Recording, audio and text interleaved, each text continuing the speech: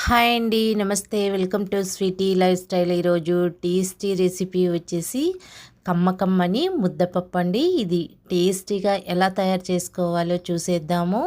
దీనికోసం ముందుగా స్టవ్ వెలిగించి ప్యాన్ పెట్టుకోవాలి. ప్యాన్ వేడైన తర్వాత 1 కప్పు కందిపప్పుని యాడ్ చేసుకోవాలండి. స్టవ్ని మీడియం ఫ్లేమ్ మీద ఉంచుకొని మంచి సువాసన వచ్చే వరకు ఈ కందిపప్పును వేయించుకోవాలి. ఇలా కందిపప్పు వేయించుకున్న తర్వాత కుక్కర్ గిన్నెలోకి యాడ్ చేసుకోవాలండి. ఇప్పుడు 2 సార్లు బాగా శుభ్రంగా కడిగిన తర్వాత 1.5 గ్లాస్ నీళ్ళు యాడ్ చేసుకోవాలి. ఇప్పుడు మూత పెట్టి ఉంచి కందిపప్పును ఉడికించుకోవాలి. 3 లేదా 4 విజిల్స్ వచ్చే వరకు ఉడికించుకోవాలండి. పప్పు అనేది బాగా మెత్తగా ఉడకాలి.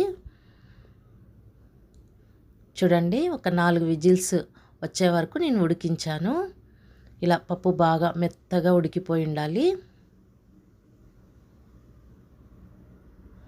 ఇప్పుడు మనము పప్పును రాముకోవాలి. సరిపడా సాల్ట్ యాడ్ చేసుకున్న తర్వాత పప్పుని మెత్తగా ఎక్కడ పలుకనేది లేకుండా పప్పును రాముకోవాలి. మీకు ఇలా రామడం కష్టము అనుకుంటే మిక్సీ జార్లో చల్లగా అయిన తర్వాత వేసేసుకోవచ్చండి. చూడండి, ఈ విధంగా వెన్నపూసలాగా వచ్చే విధంగా మనం పప్పును రాముకోవాలి. అప్పుడే ముద్దపప్పు అనేది టేస్ట్ చాలా బాగుంటుంది. ఇప్పుడు ఒక గిన్నెలోకి పక్కకు తీసి పెట్టేసుకోవాలి. ఇలా అంతా పక్కకు తీసి పెట్టేసుకున్న తర్వాత స్టవ్ వెలిగించి ప్యాన్ పెట్టుకొని 2 టేబుల్ స్పూన్ నెయ్యి యాడ్ చేసుకోవాలండి. నెయ్యి వేడైన తర్వాత 1 టేబుల్ స్పూన్ జీలకర్ర, కొంచెం ఇంగువ చిటికెడ యాడ్ చేసుకోవాలి. మీకు ఇంగువ ఇష్టం లేదంటే స్కిప్ చేసేయచ్చండి.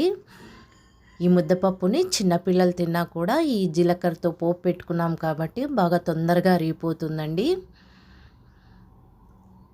అంతే, పోపు గిన్నెలోకి వేసేసుకోవడమే. అంతేనండి, టేస్టీగా ముద్దపప్పు మనకి రెడీ అయిపోయింది.